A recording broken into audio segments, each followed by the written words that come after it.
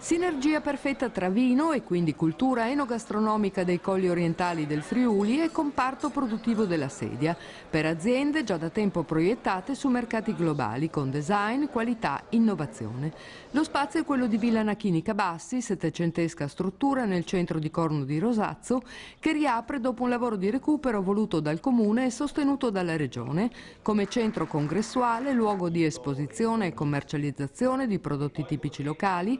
artigianali, agroalimentari e showroom per far scoprire le capacità produttive del distretto della Sedia. Per la presidente del Friuli Venezia Giulia Serracchiani, in questa villa c'è un pezzo della nuova storia del Friuli Venezia Giulia, con imprese che si sono messe insieme, pubblico e privato che insieme partecipano alla realizzazione di un progetto straordinario di promozione del territorio e dei propri prodotti. Non solo, nella villa Turismo FVG sta per creare un infopoint importante. Sullo sfondo quella logica dell'aggregazione, del fare rete, del presentarsi unitariamente, alla base del nuovo piano strategico di un turismo che punta a promuovere con un unico marchio il Friuli Venezia Giulia, con i suoi prodotti, il suo territorio e le sue imprese.